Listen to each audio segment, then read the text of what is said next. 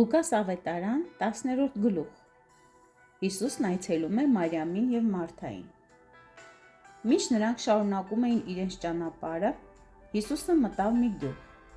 Այնտեղ Մարթա անունով մի կին նրան ընդունեց իր տան մեջ։ Սա մի քույր ուներ, որի անունը Մարիամ էր։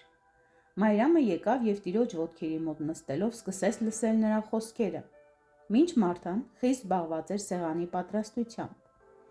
Ուստի Մարթան եկավ Հիսուսի մոտ և ասաց. «Տեր, քո հոգդ չէ, որ քույրս ինձ մենակ է թողել իմ գործի մեջ, ասա նրան, որ օգնի ինձ»։ Հիսուսը պատասխանեց. «Մարթա, Մարթա, դու մտահոգվում և նեղվում ես շատ բաների համար, սակայն մեկ բան է պետք։ Մարիամն ընտրեց լավ բաժինը, մի բան, որ չի վերցվի նրանից»։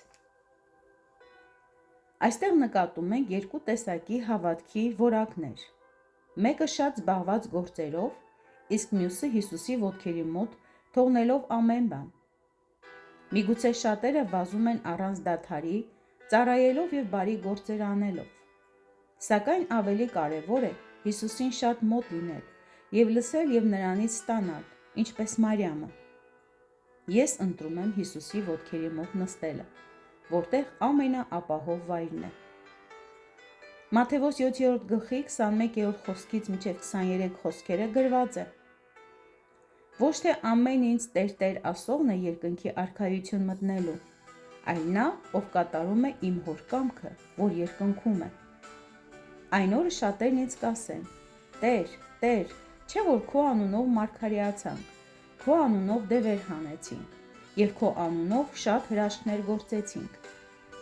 Ես էլ այն ժամանակ նրանց կհայտնեմ. «Ես ձեզ երբեք չեմ ճանաչել,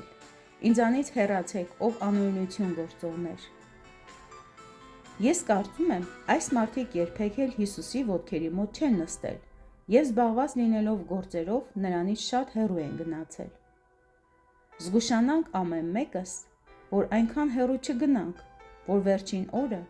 հանկարծ Հիսուսը չասի. «Ես ձեզ չեմ ճանաչում»։